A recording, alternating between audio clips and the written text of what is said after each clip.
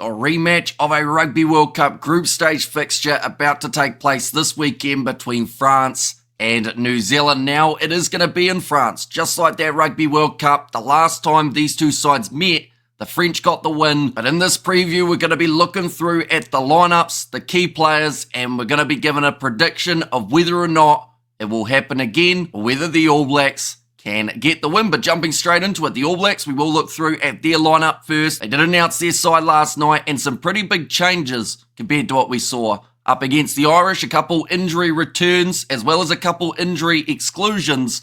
But in the front row, it is Tamati Williams, Cody Taylor, and Tyrell Lomax. So Cody Taylor, he was out for the game up against Ireland due to a head knock that he did get in the contest up against the English, but then brought back in. Asafo Moore moves from the starting side onto the bench. In the locking duo, unchanged from the last two contests, number 4 Scott Barrett and number 5 Tupou Vaa'i. Now Barrett, he's been a little bit of the underappreciated player for New Zealand throughout these November internationals. He was slowly finding his form throughout the Rugby Championship, and I feel like maybe it's just having that captaincy for that little bit longer has now given Scott Barrett a bit more momentum. The lineouts for New Zealand have been looking impressive, and with Cody Taylor returning to the starting side, that is the way it should stay.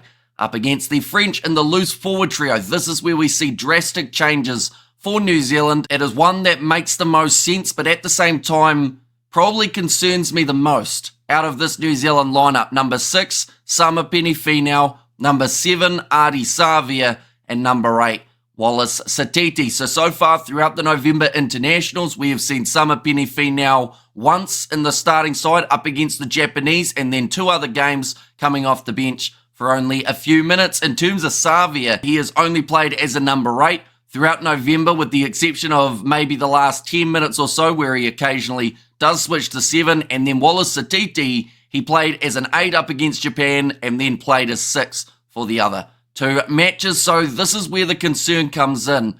Up against a side like France, I don't know whether or not you can afford to make too drastic of a reshuffle, which is exactly what New Zealand have done here. And even though it is what a lot of people have wanted to see, including myself, I just wonder whether or not it will take a little bit longer for that loose forward trio to gel for the ABs. But in the 19 combo, we have seen 2 more changes for New Zealand. Number 9, Cam Roigard, and number 10, Beauden Barrett. So last week, it was Cortez Ratama and Damian McKenzie. McKenzie getting himself a man-of-the-match performance up against the Irish. Cortez Ratama probably having what could be considered as his worst game in an All Blacks kit. So definitely drastic differences between the 9 and the 10 from that last game. But Ratama, he moves to the bench alongside McKenzie here, so both men still get the chance at some point throughout this match. But Beauden Barrett and Roigard, the 9-10 that they used up against the Japanese, now returns. For Les Bleus in the midfield, it is once again Jordie Barrett at number 12 and Rieko Ioane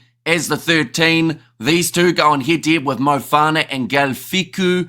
That's going to be very exciting because the French combo, they know how to break through defenders. The defence in New Zealand overall in that midfield channel hasn't been too bad. So I think it's going to be a great head-to-head when they do get the chance. In terms of the back 3, New Zealand have made one change here. Number 11, Caleb Clark keeps his spot in the starting side. Number 14, Sevu Reece comes in for the injured Mark Talia, who did have a hand injury in that last game up against Ireland. And then at number 15, sticking with Will Jordan. So overall, not wanting to make huge changes. And a lot of the changes that they have made is forced down to injury. The only exception to that rule is actually that 9-10 combo where they're kind of rotating between the 2 options that they have got. But moving on to the French starting lineup, they have got a huge injury list at the moment. And that is what makes this game so intriguing, as because of those injuries, you'd almost say New Zealand have got the strongest side. But in the front row, it is Jean-Baptiste Grue, number 2, Pieto Malvaka, and number 3, Tavita Tatafu. So he is in due to the injury of Yui Antonio. Also, no Cyril Bailly for this game either. In the locking duo, it is Flamand and Mia Fu. No Cameron Waki for the French, who did actually play up against New Zealand in the last time that these two sides faced off. In the loose forward trio, they've lost Francois Creux for an injury here too. Bodian at number 6, Rumar at 7, and then Gregory Aldred as the number 8. I think he's going to be the busiest forward out there on the field, going face-to-face with Wallace Satiti, who has been an outstanding player for New Zealand throughout 2024. So with Aldrit, he'll have a few tricks up his sleeve and try and really rattle the youngster for this contest. In the back line, this is where I do actually believe France do have, in some regards, an advantage in terms of who they have selected compared to New Zealand, but a little bit of a reshuffle compared to what we saw last week up against the Japanese, but not in this number 9 jersey. It is Antoine Dupont. He is an incredible player, but he's got a different man next to him. In this match, it is Thomas Ramos, known for his work at 15 and also for his work off the kicking tee. Ramos could be a game changer here, but has he played enough at 10 in recent times to really cement himself in that 10 jersey? There is no backup. Jalabert, of course, the news that he went home. So Ramos, he's got to really step up here, and yes, he normally does it at 15, but can he also do it as the fly half in the midfield? Mofana alongside Galfiku, like I said, a dream combo for the French, and once again, no Jonathan Dante for this French combo compared to what we would normally see based off previous years. Louis Belparis out on the left wing. He is definitely an X-Factor player for this French side up against a Sevu Reece, who's been a little bit out of form, so perhaps Belparis could have a field day here. Number 14, Gabin Villiers, a really underrated player for the French. He scores tries for fun. Damien Penaud missing from this French side, but Villiers will be hoping to fill that gap. And then at number 15, Bureau to close out this starting side. But those are the starting lineups for both of these teams. 6-2 split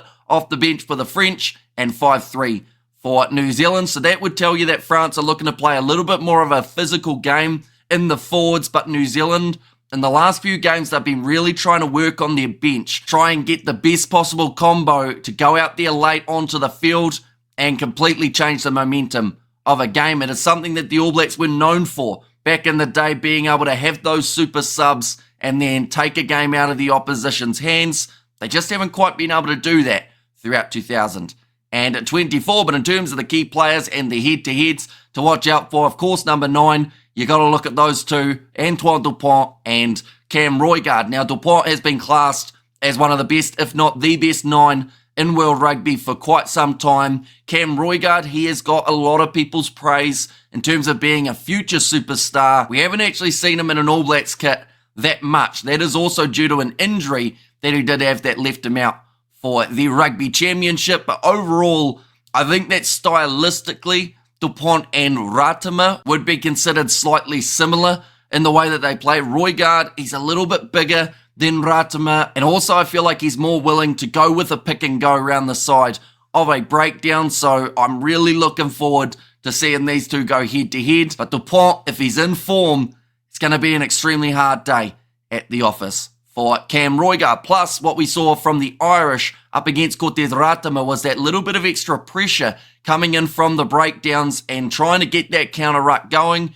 And I don't see France doing anything differently here. I think that they will go with that exact same tactic, just like they did up against the Japanese, as it was proving extremely effective when trying it for last week. In terms of another head-to-head to watch out for, I think it's going to be Gabin Villiers versus Caleb Clarke. Now, Clarke has had a couple quieter games over the last little while. He's been doing well out on that wing, making his tackles, having a couple runs every once in a while, but New Zealand have really struggled to get the ball consistently into his hands. Gabin Villiers, he's just one of those players that, like I said, he's underappreciated and some people underestimate him. Anytime he gets the ball, he is extremely hard to drag down, definitely near that touchline. Somehow manages to avoid it. But Clarke with the power, Villiers with the speed is going to be must-see out on the wing. And the last head-to-head that I do think will be a very entertaining one here is going to be Thomas Ramos versus Beauden Barrett. Both men who have been known as a 15 at times. Haven't really seen too much of either of them in that 10 jersey, at least as of late. Beauden Barrett this year seems like he's more so taking to that number 10 jersey than last season. But Thomas Ramos, we know his goal kicking is on point, and we know that he can slot them over from pretty much anywhere inside of the half. Beauden Barrett, his kicking has not quite got that same praise. They've got McKenzie off the bench as a little bit of backup for that kicking tee, but I do think Barrett in the starting lineup, as long as he doesn't go too expansive with the way that he's playing, keeps it relatively structured. And yes, if there's gaps in that French defence, in terms of just behind them, go for a chip occasionally.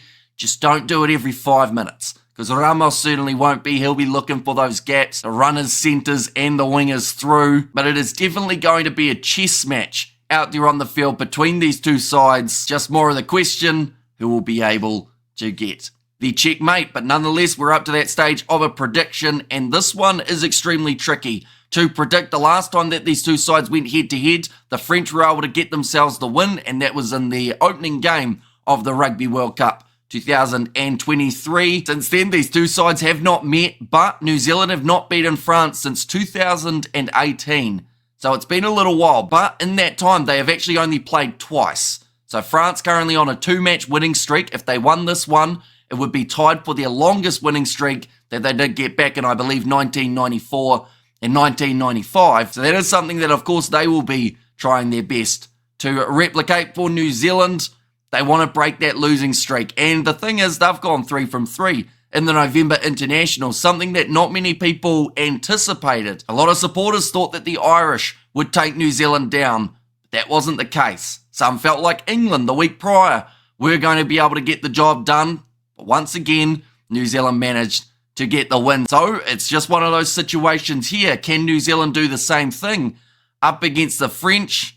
And honestly, I actually think they can. And I've been thinking about a score prediction for quite some time, just because I can't quite decide how this match is going to go. And maybe I'm being a little bit too generous, but my prediction for this game is 33 points to 20 in favour of the All Blacks. Something about this French side, like their backline is absolutely world class. That cannot be denied. But compared to looking at it for their opening contest of the Rugby World Cup, with the amount of injured players that I mentioned, it just doesn't frighten me as much as it possibly should. And I know that sounds weird to say, but in terms of this French side, yes, they've got a couple X-Factor players off their bench later on, but I just think New Zealand, if they can expand on what they did up against the Irish, they could actually win this game relatively comfortably. And I don't normally give a prediction like that because I'm normally awfully wrong, as you guys will know, anyone who's watched these predictions before, but I'm going to go New Zealand by 13.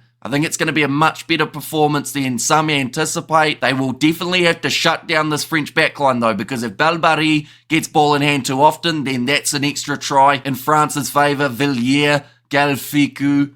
It's going to be a lot of players to shut down, but if they can do so, I'm back in New Zealand to get the job done. But nonetheless, do let me know, of course, your score predictions in the comments down below. This game taking place at 9:10 a.m. New Zealand time on Sunday morning. It's going to be a great one to watch, and we will be doing the commentary on the channel as well. But thank you all very much for tuning in. If you did enjoy, be sure to leave a like and subscribe, and I will see you all for the next one.